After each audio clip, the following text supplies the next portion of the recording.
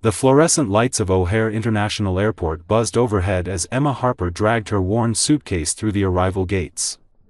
For years in Florence had taught her many things: how to heal broken bodies, how to speak Italian like a local, and how to pretend she was fine when she wasn't.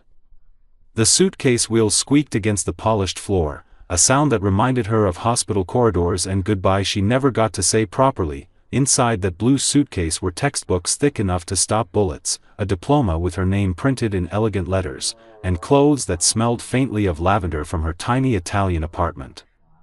But the heaviest thing she carried wasn't in the suitcase at all. It was the weight of coming home to a city where her brother's ghost lived in every familiar street corner. Chicago in September felt different than she remembered. The air had that crisp quality that promised autumn was coming, and the crowds moved with typical Midwestern efficiency. Emma had told her parents not to make the long drive from their retirement home in Wisconsin.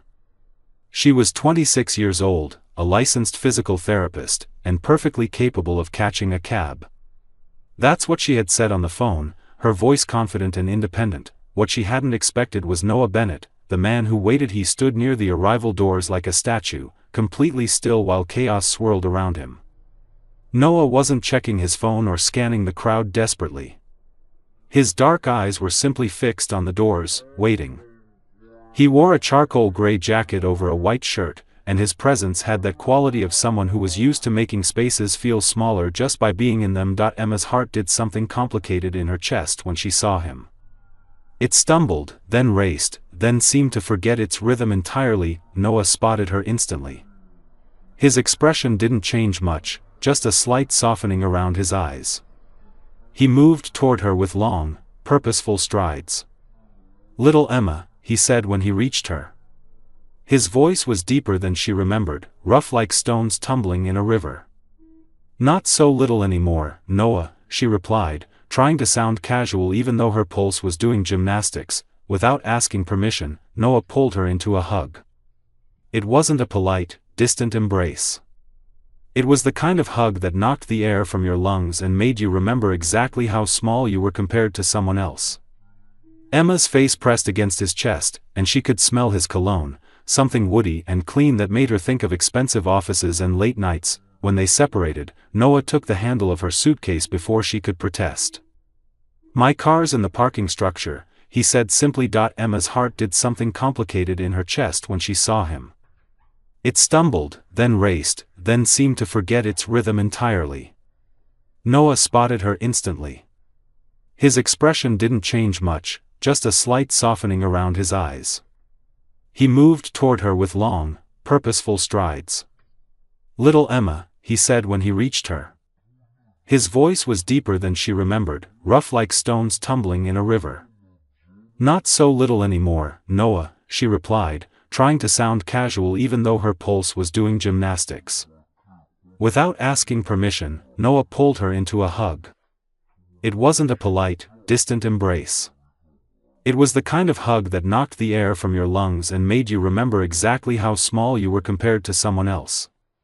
Emma's face pressed against his chest, and she could smell his cologne, something woody and clean that made her think of expensive offices and late nights.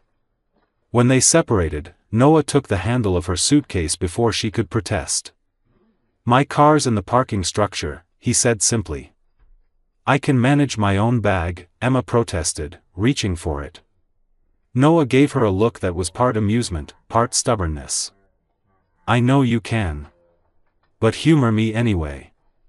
Promises that bind." They walked to the parking garage in silence that felt heavy with unspoken things. Emma kept stealing glances at Noah from the corner of her eye. He had changed since she left. There were lines around his eyes now, marks of stress and responsibility. His jaw was sharper, his shoulders broader. He looked like a man who carried the weight of the world and refused to set it down. "Your parents called me," Noah said as they reached his car, a sleek black sedan that probably cost more than Emma's entire education. "They didn't want you taking a taxi or staying in some random hotel." "I'm perfectly capable of finding a place to stay," Emma said, but her protest sounded weak even to her own ears. Noah loaded her suitcase into the trunk, then turned to face her. Remember the summer Daniel broke his arm skateboarding? The mention of her brother's name hit Emma like a physical blow. Daniel. 3 years gone, and his. He made me promise to look after his annoying little sister if anything ever happened to him, Noah continued, his voice softer now. He was joking then, but later, in the hospital when things got bad, he made me promise again. And that time he wasn't joking at all. Emma's throat tightened. Noah, that's not fair. Maybe not, Noah agreed, opening the passenger door for her. But it's what I've got. So you're staying at my place until you find your own. I have a guest room that nobody uses. It's just collecting dust and making me feel guilty about wasted square footage.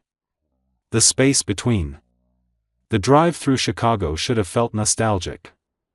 Emma recognized landmarks and streets, saw how the city had changed and how it had stayed the same. But she couldn't focus on any of it because Noah was right there, so close she could hear him breathing, could see his hands on the steering wheel. How's the architecture business? She asked, desperate to fill the silence with something normal. Busy, Noah said. I'm working on a museum renovation downtown.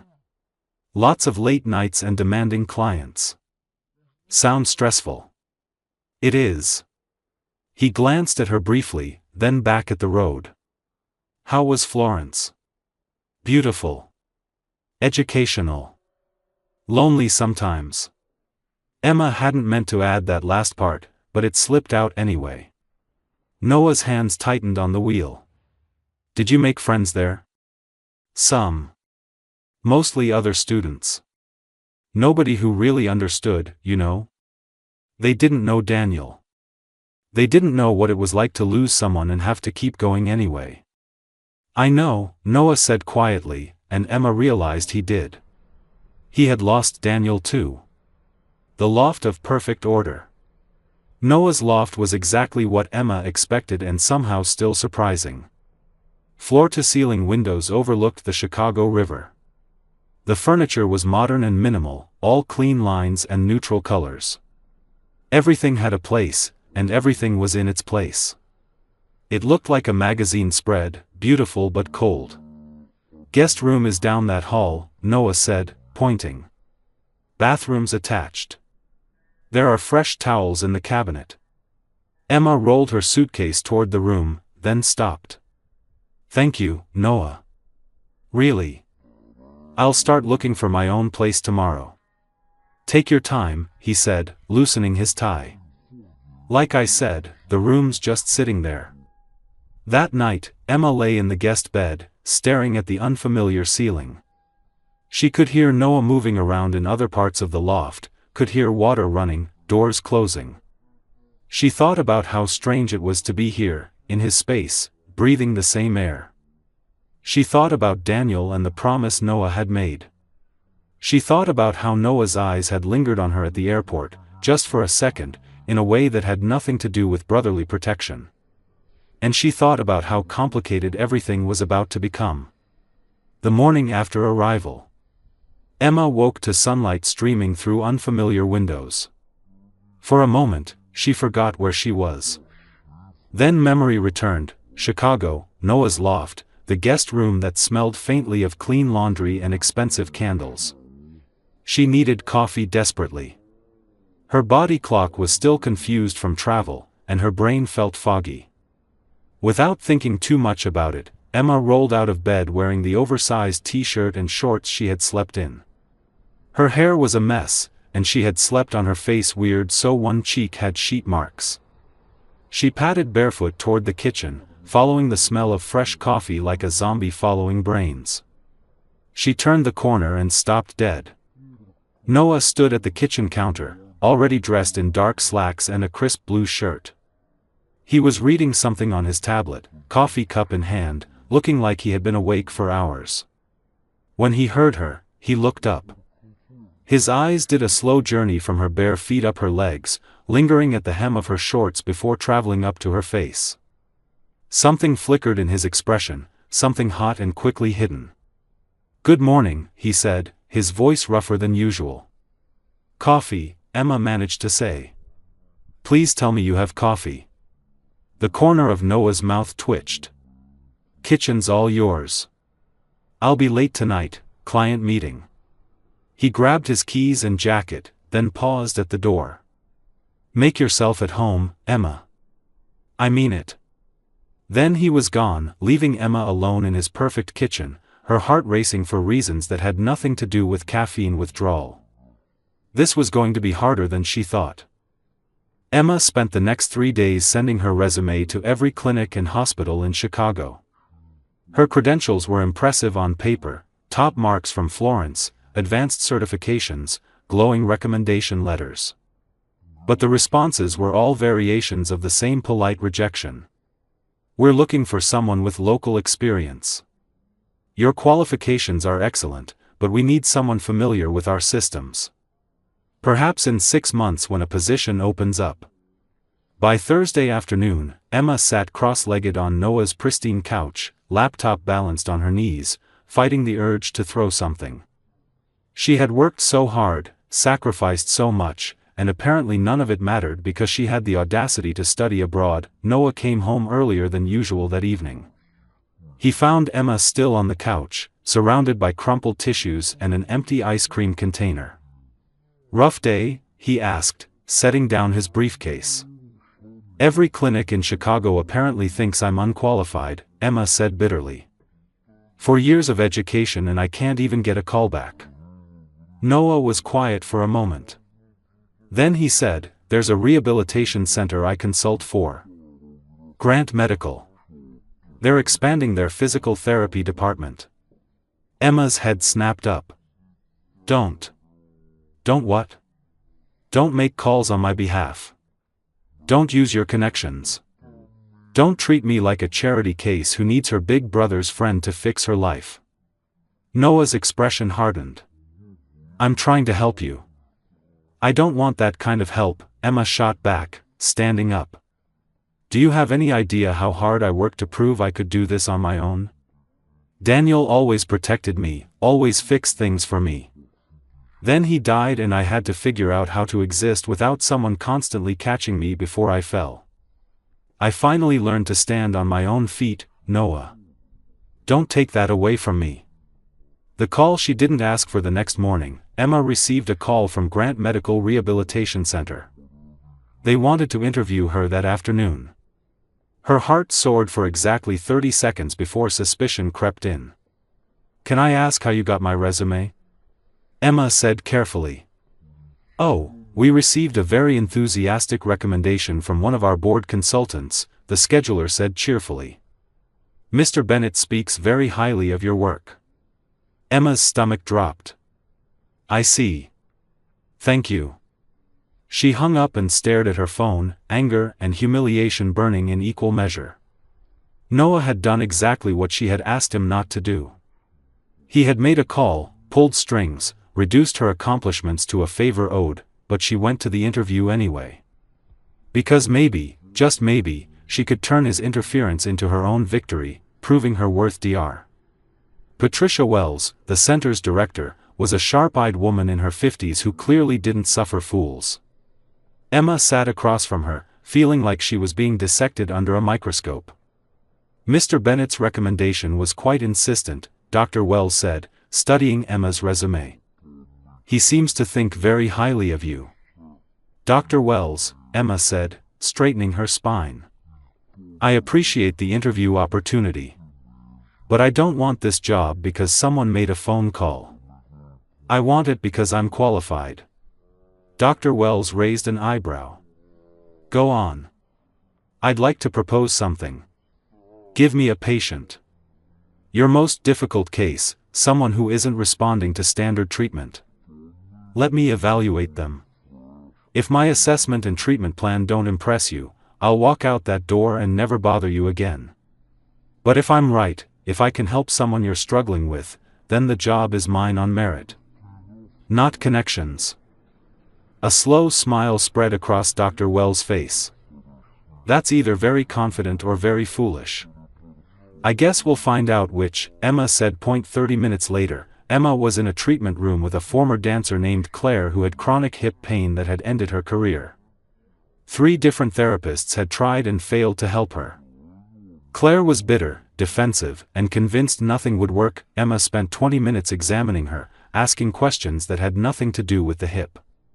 She watched how Claire walked, how she held her shoulders, how she favored one side. "Your problem isn't your hip," Emma finally said. "It's your ankle. You had a bad sprain years ago that never healed properly. Your body compensated by changing how you walk, which eventually destroyed your hip alignment.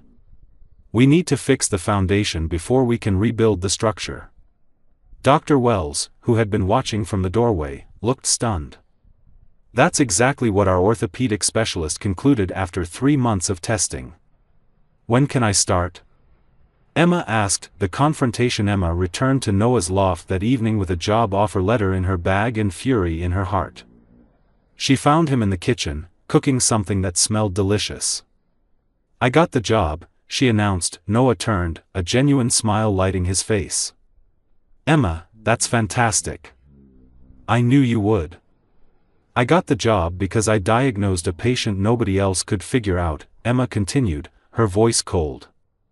"I got the interview because you made a phone call behind my back after I specifically asked you not to." The smile faded. "I was helping. You were interfering. Do you know how it felt to walk in there knowing I was the consultant's pet project? To have Dr. Wells look at me like I was some kind of nepotism hire?" "You just said you proved yourself," Noah argued. "So what's the problem?" "The problem is you don't listen. The problem is you think you know what's best for me. The problem is you made a promise to Daniel and now you're suffocating me with it." Noah's jaw clenched. "Daniel asked me to look after you. Daniel's dead." Emma shouted, and the words echoed in the suddenly silent loft. "He's been dead for 3 years, Noah. And I love him, I miss him every single day, but I can't live my life trying to be someone he would have protected. I'm not that girl anymore. I grew up. I had to." Noah stared at her, something breaking behind his eyes. "You think I don't know he's dead? You think I don't carry that every single day? That promise is all I have left of him, Emma. Looking after you, making sure you're okay, that's how I keep him alive." The anger drained out of Emma, replaced by something sadder and more complicated.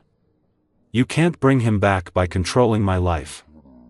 "I'm not trying to control you," Noah said quietly. "I'm trying to keep you safe." "I don't need safe," Emma whispered. "I need to live." They stood in the kitchen, the space between them heavy with things neither could say. Noah's perfect order, his controlled life, his careful boundaries, all of it was armor against grief. And Emma, with her chaos and her independence and her refusal to be protected, was threatening to break it all down. "I'll start looking for my own place this weekend," Emma said finally. Noah nodded slowly. "If that's what you want." "It is." But neither of them moved. They stayed there in the kitchen as the food grew cold, both realizing that the real problem wasn't the job or the promise or even Daniel's ghost. The real problem was that somewhere between the airport and this moment, the way they looked at each other had changed. And that change was far more dangerous than either of them wanted to admit. Small surrenders over the next week, something shifted. Emma didn't move out immediately. Noah stopped trying to fix everything. They found a rhythm that was almost comfortable, almost normal. Noah worked late most nights, but when he came home, he'd find small signs of Emma's presence. A book left open on the coffee table. Her running shoes by the door. The smell of tea instead of coffee in the morning. Emma started leaving notes. Simple things: bought milk. You're welcome. Or, your ficus is definitely dying. I've staged an intervention. One evening, Emma came home from her second day at Grant Medical to find Noah on the couch, tie loosened, looking exhausted. Bad day? She asked. Client rejected my entire proposal, he said. 6 months of work, gone. Emma sat down next to him, not too close but close enough. Tell me about it. And he did.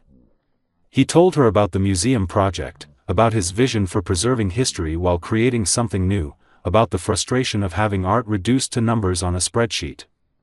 He talked until his voice grew hoarse, and Emma listened without trying to fix anything. When he finished, she said simply, "It sounds beautiful."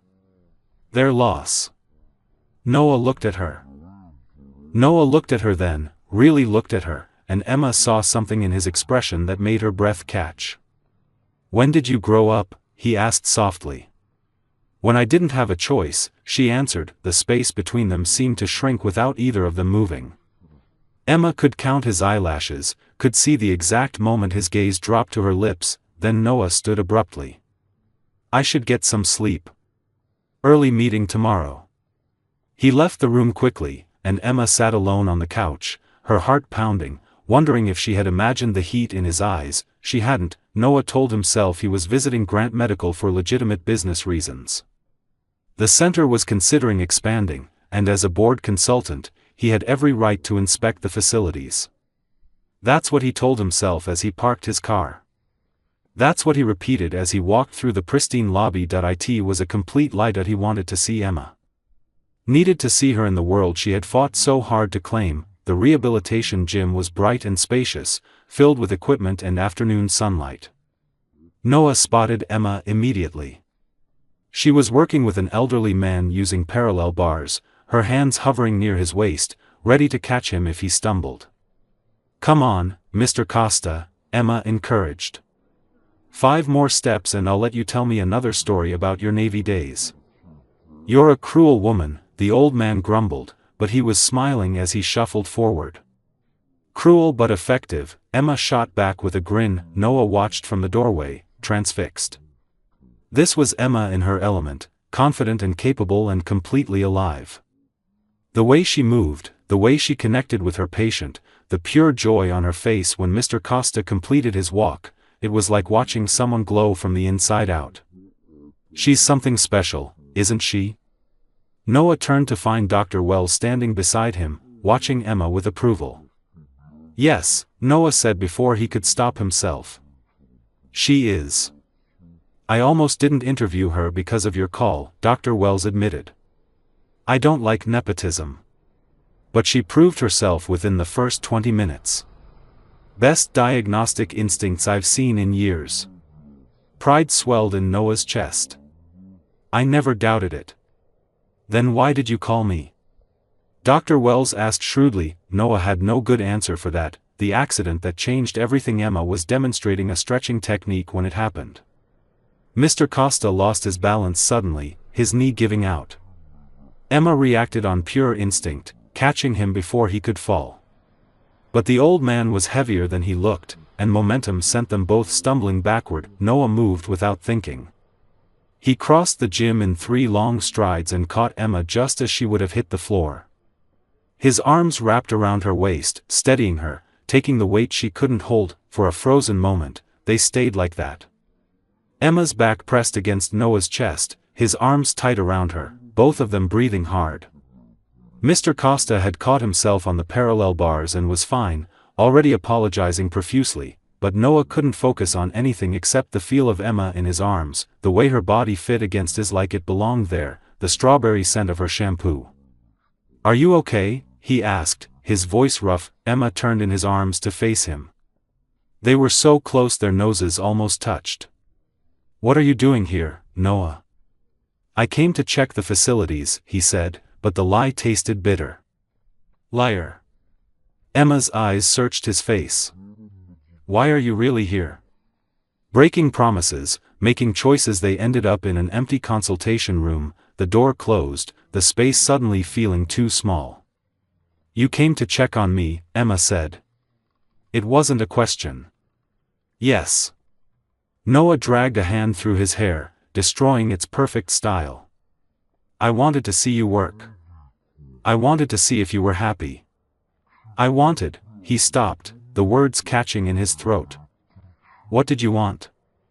Emma pressed, stepping closer. "I wanted to see you," Noah admitted roughly. "Just you. Not Daniel's little sister. Not someone I have to protect. Just Emma, Who makes terrible jokes in the morning and moves my furniture and looks at me like what? Like you see me, he finished quietly. Really see me. Not the successful architect or the reliable friend or the guy who keeps his promises. You see all the parts one try to hide. Emma's eyes glistened. You see me too. You always have. Even when I was Daniel's annoying little sister, you saw me. Emma, I made a promise, to protect me, Emma interrupted. Not to lock yourself away. Not to deny what we both feel. Noah shook his head. It's not that simple. Daniel trusted me. If he knew I was looking at you the way I do, thinking about you the way I have been, Daniel would want us both to be happy, Emma said fiercely. He wouldn't want you. Like a monk because of some promise. And he definitely wouldn't want me to be alone just because his best friend is too stubborn to admit he cares. Cares? Noah laughed bitterly. Emma, I'm falling in love with you. Have been for weeks, maybe longer. Every morning I wake up knowing you're in the next room and it takes everything in me not to go to you. Every night you leave notes or cook dinner or just exist in my space and I can barely breathe. You've completely destroyed the life I built, and the worst part is I don't want you to stop. The confession hung in the air between them, raw and honest and terrifying. Emma closed the remaining distance between them. She placed her hands on Noah's chest, feeling his heart race under her palms. Then don't stop, she whispered. Don't let a promise to a ghost keep you from living, Noah. Daniel loved us both. He'd want us to find happiness, even if it's with each other. Especially if it's with each other. Emma. She kissed him. Rose up on her toes and pressed her lips to his, soft and certain and full of everything they'd been holding back. For a heartbeat, Noah froze. Then something broke inside him, and he kissed her back with 4 years of loneliness and longing and love he'd refused to name. His hands came up to frame her face, gentle despite the intensity of the kiss. Emma's fingers twisted in his shirt, pulling him closer, and when they finally broke apart, they were both shaking. We're really doing this? Noah asked, his forehead resting against hers. We're really doing this, Emma confirmed. New beginnings. That evening, they sat on Noah's couch with takeout containers between them, no longer maintaining careful distance. Emma's feet were tucked under Noah's leg, his arm draped across her shoulders. It felt right in a way nothing had in years. I'm still getting my own place eventually, Emma said, stealing a spring roll from his container. Eventually, Noah agreed. But not tomorrow. Not tomorrow, she echoed, smiling. On the mantel, barely visible in the soft light, stood a photo of the three of them from years ago. Daniel grinning at the camera, Noah and Emma on either side of him. Emma caught Noah looking at it. He'd approve, you know, she said softly. Daniel always said you needed someone to mess up your perfect life. Noah pulled her closer, pressing a kiss to her temple. He was right. As usual. Outside, Chicago glittered in the darkness, full of possibility and new beginnings. Inside, two people who had been lost in grief finally found their way home, not to the past, but to each other. And somewhere, maybe, Daniel was smiling.